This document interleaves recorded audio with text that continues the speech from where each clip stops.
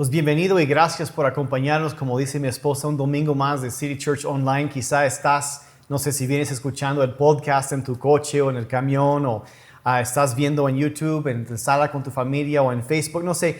Pero donde nos acompañes, quiero darte la bienvenida y agradecerte por ser parte de la familia de Dios, la comunidad y ser parte de City Church. Así que bienvenido. Y hoy estamos iniciando una serie acerca de las emociones.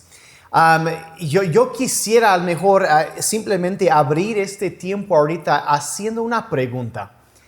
¿Cómo estás?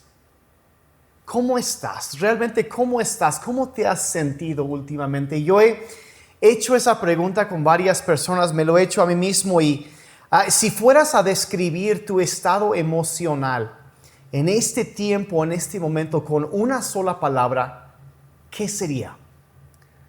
¿Cómo te has sentido? Y no estoy hablando de las cosas, yo voy a declarar en fe. No, vamos a ser honestos con lo que estamos lidiando. Y realmente quizá, como muchos, has estado cansado o cansada, estresado, quizá agitado, angustiado. Algunos me han dicho temeroso, preocupado, ansioso. Quizá esto te ha llevado a ser un poco irritable o hasta enojado. Quizá te sientes un poco tambaleado. Estás luchando, estás con incertidumbre. Todo eso puede describir. Y honestamente, seamos honestos, estamos viviendo tiempos bien raros. Tiempos muy raros y hay incertidumbre acerca de muchas cosas, como que nos ha movido el tapete y incertidumbre económica, de cómo va a desencadenar, qué es lo que se va a desencadenar todo esto, incertidumbre o diferencias políticas, y la lista sigue, y cómo manejamos bien esos tiempos. Y pues lo que yo quiero hacer en las siguientes semanas, en lo que nos vamos acercando ya a la Navidad, que falta un poco más de un mes, el enfoque debe ser en Cristo. En Jesucristo siempre. Y lo que quiero hacer en las siguientes semanas es ir a la Biblia y ver la vida de Jesucristo. Y ver cómo Él no solo enfrentaba o experimentaba muchas veces los sentimientos y las emociones que tú y yo sentimos y experimentamos a diario, cómo Él lo manejaba y cómo Él enfrentaba las situaciones que estaban provocando esas emociones y esos sentimientos. Y alguien que estudió todo esto dice que habían visto en la vida de Jesucristo 39 diferentes emociones a través de los evangelios. 39, yo no sabía que había 39 diferentes emociones, pero bueno, las hay. Y Jesús experimentó esas cosas y podemos ver muchos ejemplos. Vemos, por ejemplo, cuando Él estaba viendo cómo la gente de Jerusalén rechazaba a la obra de Dios. Él se sintió decepcionado y entristecido. Se sintió triste cuando vio que a los líderes religiosos les importaban más las reglas que las personas. Jesús se enojó. Cuando vemos los 72 seguidores de Él que Él había enviado a ministrar, que regresaban felices de ver cómo Dios había usado sus vidas para tocar a los demás, Él sintió una gran alegría. Vemos en contraste a eso, cuando murió, por ejemplo, su amigo Lázaro, vemos a Jesucristo llorando de tristeza y llorando en duelo. Y vemos, por ejemplo, en el huerto de Getsemaní, antes de la cruz, vemos a Jesucristo desanimado. A una versión dice deprimido hasta la muerte. Dice una versión sintiendo soledad, agonía espiritual y emocional. Y vemos cómo Él lidiaba con todas estas cosas. Y en las siguientes semanas vamos a empezar a ver una serie de pasajes que describen situaciones que Él abordó o Él enfrentó, que provocaron esas emociones y cómo respondió Él. Y nos va a enseñar cómo podemos nosotros responder sanamente cuando esos sentimientos nos inundan y nos quieren abrumar. Así que quiero invitarte hoy en Lucas capítulo 7 a ver la primera emoción que que el doctor Lucas aquí registra en su evangelio.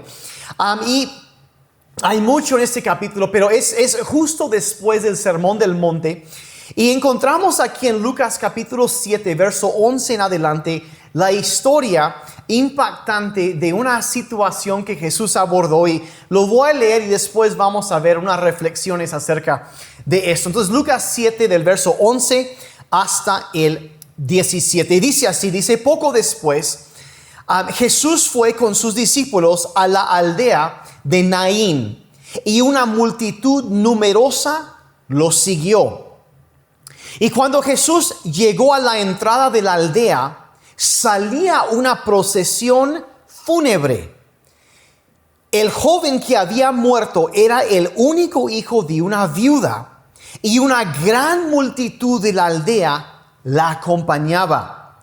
Y cuando el Señor la vio, su corazón rebosó de compasión. Una versión dice: su corazón se desbordó de compasión. No llores, le dijo. Luego se acercó al ataúd y lo tocó, y los que cargaban el ataúd se detuvieron.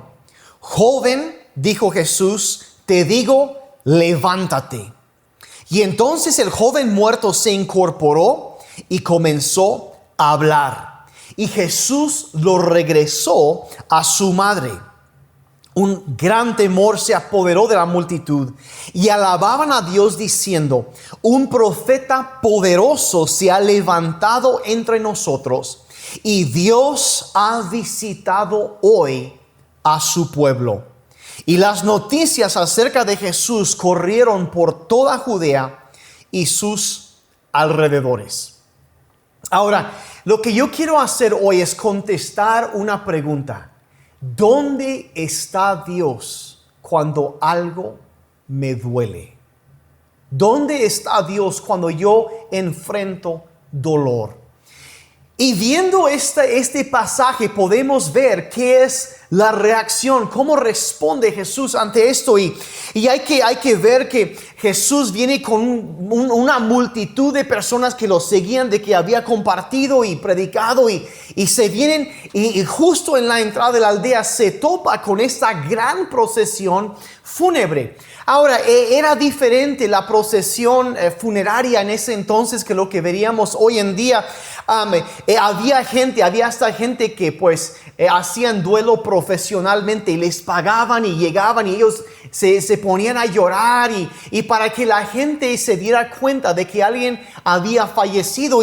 Pero vemos aquí que entonces ellos tocaban flautas y platillazos y hacían, era mucho ruido y lloro, la gente gritando pero obviamente también vemos que era una mujer, la viuda era una mujer amada y apreciada en la comunidad, porque dice una enorme multitud de personas de la comunidad la estaban acompañando en este momento de dolor. Y entonces vemos que Jesús viene acercándose con la gente que viene con él, y aparte se acercan los demás que están llorando y se encuentran en la entrada. Y hay muchas cosas que no sabemos. No sabemos, por ejemplo, cuántos años tenía la viuda. No sabemos su edad. Es posible que tenía 25 años. No sabemos. Dice que era un joven. Otra versión dice que era un niño.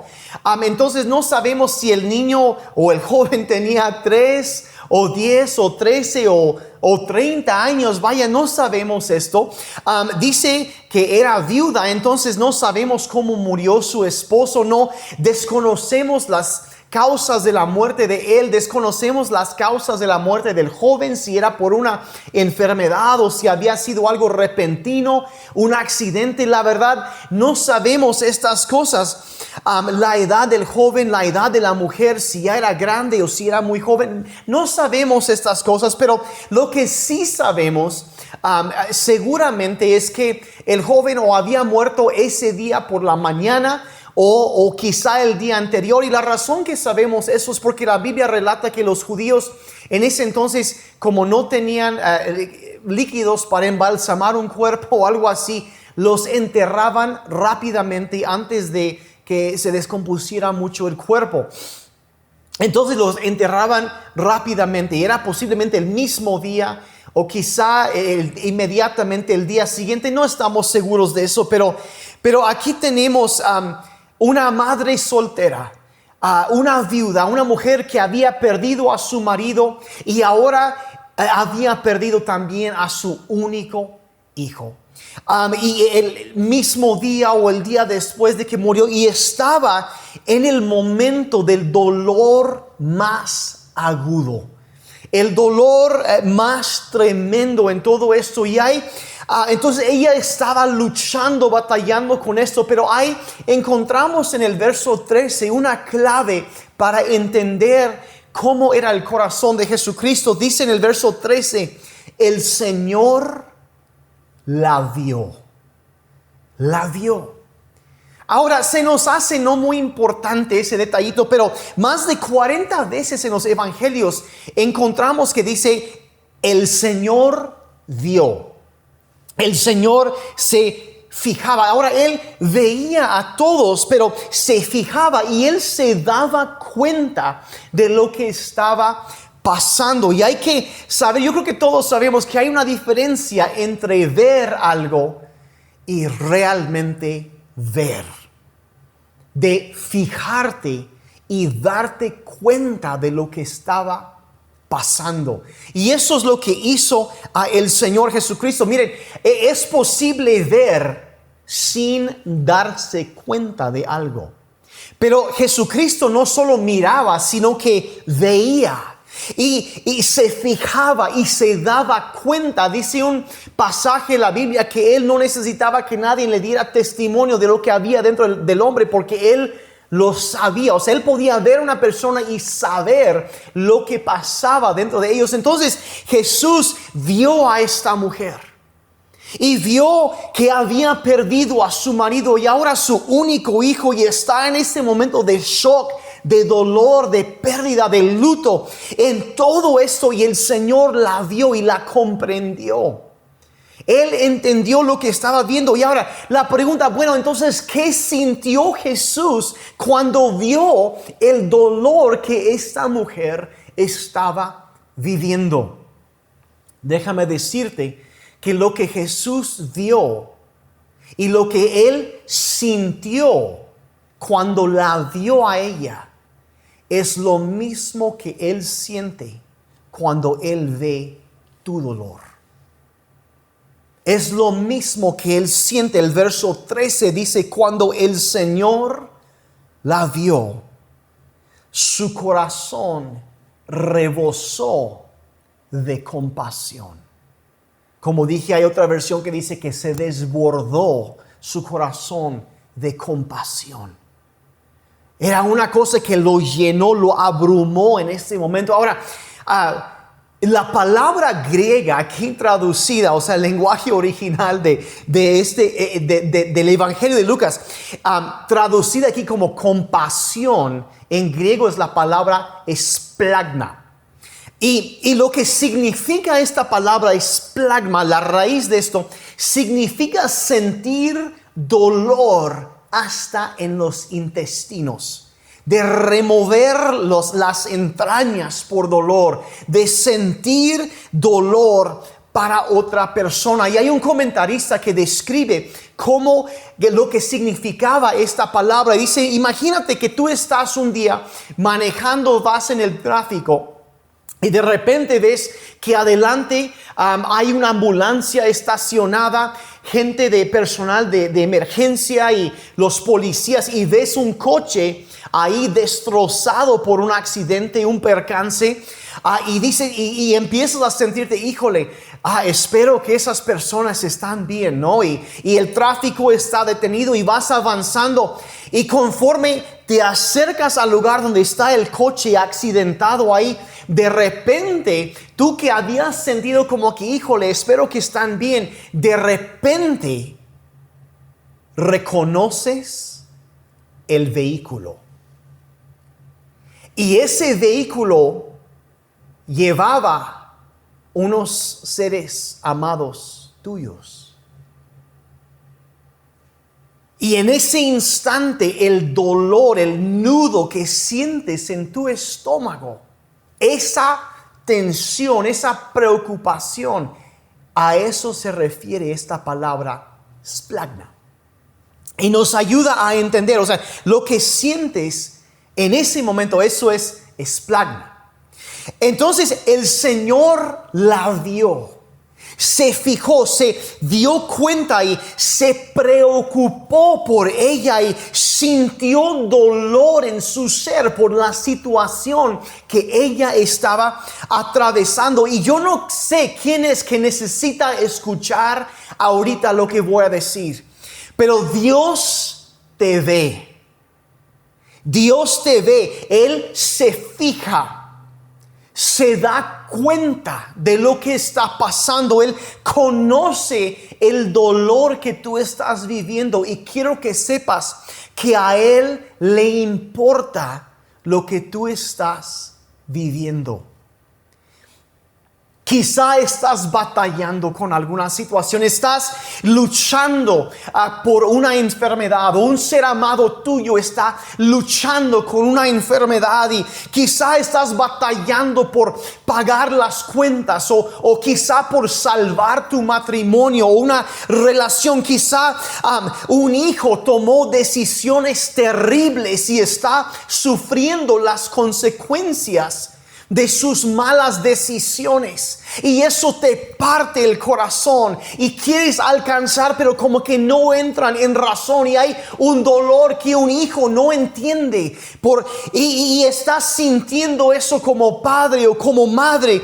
Estás enfrentando esto y te da vergüenza, sientes preocupación, angustia y te duele hasta el alma, batallando con la salud o de una persona y sientes ansioso, temeroso, estresado, frustrado, con miedo por el futuro. Debes entender que Jesús lo ve, lo comprende, se da cuenta y le importa lo que tú estás viviendo. Y Jesús, lo que me impacta de este pasaje es que Él ve a esta mamá en dolor y Él duele con ella y duele por ella también en lo más profundo de su ser. Entonces Él se acerca a esta mujer, termina el verso 13, dice: no llores, le dijo, y luego se acercó al ataúd y lo tocó y los que cargaban el ataúd se detuvieron. Ahora, tocó el ataúd y hay que entender que el ataúd, lo que se refieren al ataúd en este pasaje, en ese entonces es muy diferente a lo que nosotros pensamos. Una caja de madera con su tapa está cerrado, pero en ese entonces no era así. Era más bien como una mesa, una tabla que tenía su base con unas rueditas y lo iban empujando y tendían o acostaban al muerto encima de este es lo que llamaban el ataúd. Y Jesús se acerca y toca al ataúd. Ahora, acuérdate que hay dos multitudes de personas aquí viendo, los que venían con la viuda y los que venían con Jesús. Y cuando Jesús se acerca y toca el ataúd, culturalmente esto era una cosa completamente tabú. Entonces se desata un escándalo en este momento. ¿Por qué? Bueno, porque los fariseos, que eran el grupo religioso más numeroso, ellos habían agregado una lista o armado una lista de 613 reglas religiosas que todo mundo, según ellos, tenía que seguir. Y esto era para que Dios te acepte, tenías que seguir esas reglas. Es lo que hoy en día llamaríamos legalismo, pero tenían su lista de reglas y la imponían. Y una de las reglas era que no podías tocar a un muerto. Y aparte de eso, había una regla que decía que no podías no solo no tocar un muerto, sino que no debías tocar algo que hubiese tocado a un muerto. Entonces Jesús se acerca y toca el ataúd. Ahora, cuando Él tocó el ataúd, Jesús cruzó una línea. cruzó una línea. Y hay que entender que Jesús era una persona que cruzaba muchas líneas. Él rompía las reglas. Lo ves una y otra vez en los evangelios. Y cada vez que la religión pintaba una línea, Jesús la cruzaba. Se extendía. ¿Por qué? ¿Por qué cruzaba? ¿Por qué rompía las reglas religiosas? ¿Por qué hacía eso? Por una razón. Porque el amor cruza las líneas. El amor cruza las líneas. Y la religión distorsionada pinta líneas para mantener fuera a los demás. Es lo que sucede. Y es posible que por esa razón que hoy en día hay tantas personas que se alejan de la iglesia, porque a las personas religiosas les gustan las reglas y las apariencias. Todas las reglas que tenían los fariseos se trataban de cosas externas, no de cosas internas. Y a Jesús le molestaba eso. Y si tú, vamos a decir, si a ti no te gusta eso de las reglas que alejan a las personas de la iglesia, quiero que sepas que estás en buena compañía, porque Jesús también detestaba las reglas que algunos ponían para alejar a las personas. Te voy a decir algo. Nosotros no pintamos líneas para mantener fuera a las personas. Las cruzamos para atraerlas. Voy a repetir eso. No pintamos líneas para mantener fuera a las personas. Cruzamos líneas para atraerlas, como Jesús lo hacía. Entonces Él pasó por alto las tradiciones religiosas y toca al muerto. Y debes saber que ninguna regla, ningún límite, ninguna ley religiosa iba a evitar que Jesús cuidara y se acercara a esta situación de dolor. Él estaba conmovido. Entonces Jesús se acerca y toca al niño. Y la multitud suspira. Pero más importante que eso, el joven suspiró. Y dice que se incorporó. El toque de Jesús le devolvió la vida. Le devolvió la vida. Solo un toque. Vio esta situación, le conmovió, le movió hasta las entrañas. Sintió el dolor que esta mujer estaba viviendo y se acerca y toca a este joven, a este muchacho. Mira, es difícil explicar lo que significaba este acto de compasión para esta mujer. Es muy difícil porque en ese entonces la situación cultural o socioeconómico de las mujeres era muy diferente que hoy en día, y ella no se les permitía trabajar fuera de la casa, y cuando una mujer se quedaba sin marido y sin hijos que la apoyaran, básicamente le quedaban dos opciones: o era mendigar para comer o venderse. Y entonces Jesús ve toda esa situación. Era terrible lo que le esperaba adelante, pero Jesús ve todo eso y toca al niño, y el niño revive, se levanta, y él se acerca al niño y dice, se lo entregó a su madre. Y en ese momento hay que entender que Jesús no solo le estaba entregando a su hijo, devolviendo a su hijo, le estaba devolviendo la esperanza. Estaba devolviendo la esperanza. Y hay quienes hoy necesitan esperanza. Y sabes que un toque de Jesús todavía puede cambiar todo. Solo un toque, solo una palabra de parte de Él puede cambiar todo. Puede traer vida en medio de desesperanza. Puede traer esperanza de nuevo. Y eso, por eso mi pregunta: ¿qué palabra te describe hoy? ¿Qué palabra te describe? Quizá cansado, asustado, preocupado, ansioso, agotado, deprimido, desesperanzado. Y como digo, no estoy hablando de, si te pregunto, pues yo estoy bien. Yo no estoy hablando de las cosas que decimos para pasar por alto y pintar una fachada y no abrirnos. No, yo estoy hablando de la realidad. ¿Cómo te ha afectado? ¿Cómo te has sentido? ¿Qué ha sido la realidad en tu vida? ¿Qué es este momento? Y quiero que sepas que sea cual sea, Jesús lo ve y conoce tu dolor. Lo conoce y puedes clamar a Él.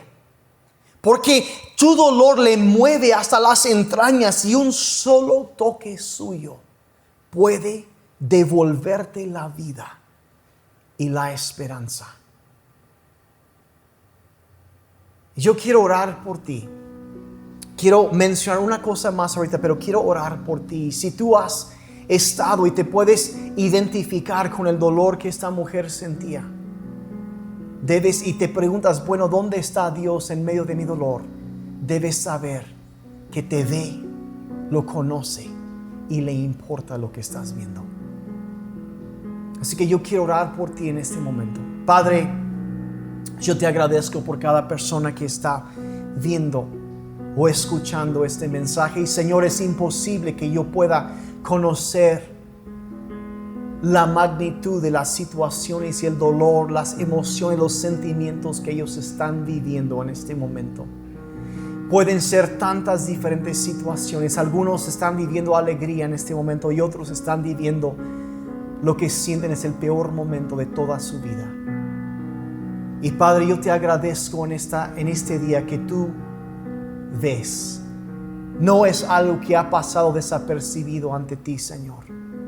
Que sigue siendo algo que mueve tu corazón. Y Padre, que tu corazón todavía se desborda de compasión. Y Padre, yo pido que en el momento, la situación donde ellos estén, Padre, que un toque tuyo venga sobre sus vidas. Traiga sanidad, traiga esperanza y vida nueva en medio del dolor. Te lo pido en el nombre de Jesús. Amén. Ahora yo quiero terminar este tiempo dejándote con una reflexión sencilla o un pensamiento acerca de este pasaje. Y ese día, enfrente de ese pueblo, esa aldea de Naín, hubo 4 encuentros. Y sucedió en el momento preciso. Y debes saber, a veces pensamos que Dios llega tarde. A lo mejor esta mujer pensó que llegaba tarde. Pero los tiempos de Dios son perfectos. Y Él nunca llega ni temprano, ni tampoco llega tarde, sino que llega en el momento preciso. Justo cuando venían saliendo, llega Jesucristo. Y 4 encuentros que sucedieron en ese momento. El primero es que había 2 multitudes que se encontraron. Venía una multitud con Jesús y venía una multitud con la mujer. Los que venían con Jesús venían rumbo a la ciudad y los demás iban rumbo al cementerio. Y espiritualmente hablando, todo ser humano es parte de una de esas 2 multitudes. O están caminando con Jesús rumbo a lo que San Agustín llamó la ciudad de Dios. O están, como dijo el apóstol Pablo, muertos en sus pecados. Ya están en el cementerio y están bajo la condenación de Dios.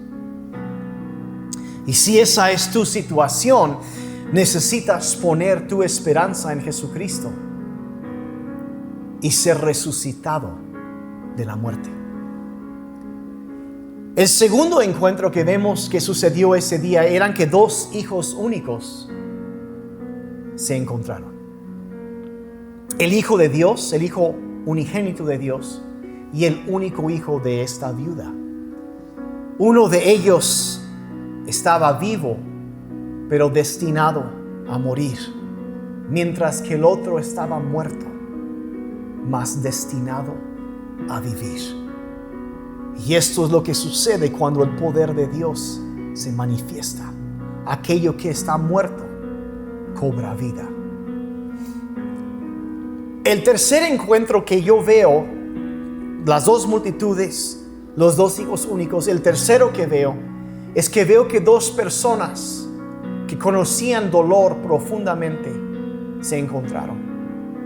La viuda que Ya describí un poco de eso, pero la Biblia, el profeta Isaías llama a Jesucristo el varón de dolores, experimentado en aflicción. Y Él conocía el dolor que hay en este mundo e hizo algo al respecto. Y el cuarto encuentro que yo veo que sucedió en ese momento, estaban las dos multitudes, los dos hijos únicos, las dos personas que experimentaban dolor. El cuarto encuentro que yo veo que sucedió ese día era que dos enemigos se encontraron. Lo que la Biblia llama el último enemigo, la muerte, fue enfrentada y vencida por aquel que es la vida. Con una sola palabra de parte de Jesucristo, la vida entró en este joven. La muerte fue vencida y él fue presentado a su madre. Y solo podemos imaginar la alegría que experimentaron. Y toda esta escena nos recuerda de lo que pasará cuando el Señor Jesucristo, el Señor de la vida, vuelva. Y nos volveremos a encontrar con aquellos que se han ido con Él en la gloria. La muerte fue vencida por la vida. Y quizá si yo te preguntara en este momento, ¿de qué multitud eres? ¿Vienes siguiendo a Jesucristo, caminando rumbo a la ciudad de Dios? ¿O vas rumbo al cementerio? Muerto en tus pecados, alejado de Él, viviendo en dolor sin haber conocido a aquel que podía redimir el dolor, aquel que es el Hijo de Dios, el unigénito, pero que puede traer adopción a tu vida para que tú también seas un hijo de Dios. Y quizá estás viviendo muerte espiritual y necesitas que aquel que es el camino, la verdad y la vida venga a tu vida para transformar y resucitarte, y que conozcas el poder liberador de Jesucristo. Y si eso eres tú, debes saber que hoy es el día de salvación. Hoy, como ese joven que necesitaba la vida y el poder de Dios en él para ser resucitado, puede que hoy sea el día que Dios ha llamado, el momento preciso que tú has estado esperando. O quizá es una situación que tú has estado enfrentando y ya lo diste por muerto. Pero déjame decirte que cuando aquel que es la vida está presente, siempre hay potencial para un milagro. Y cuando Él decreta vida, aún en la situación más perdida, siempre hay esperanza. Quizá tú nunca te has entregado a Jesucristo y reconoces que en este momento dices: yo estoy muerto en mis pecados y yo necesito que el poder de Dios venga a mi vida y que me resucite y que me dé una vida nueva. Allí en tu lugar, clama a Jesucristo. La Biblia dice que todo aquel que invoque el nombre del Señor será salvo. Y yo quiero invitarte allí en tu lugar a que levantes tus manos e invoques el nombre de Jesucristo y lo invites a tu vida. Dile ahí en tu lugar, dile: Padre Celestial, reconozco que hoy yo necesito tu vida en mí. Reconozco que he pecado contra ti, que estoy muerto en mis pecados y que necesito vida nueva. Te pido que me perdones todos mis pecados. Hazme nuevo. Te invito a mi vida y te pido que seas mi Salvador, el Señor de mi vida. Primero para mí en todas las áreas. Mi vida no me pertenece más. Te la entrego a ti. Gracias por resucitarme y darme vida nueva. Gracias por salvarme de la muerte espiritual y derramar tu vida en la mía. En el nombre de Jesús. Amén. Amén y amén. Si tú acabas de hacer esa oración por primera vez, menciónalo ahí en el chat, en los comentarios o mándanos un mensaje. Queremos felicitarte, darte la bienvenida a la familia de Dios y saber que la esperanza está regresando. Entonces, quiero felicitarte, queremos estar en contacto contigo y te quiero agradecer por tu tiempo de escuchar este mensaje. Que Dios te bendiga y que la esperanza sea de vuelta a tu vida. En el nombre de Jesús.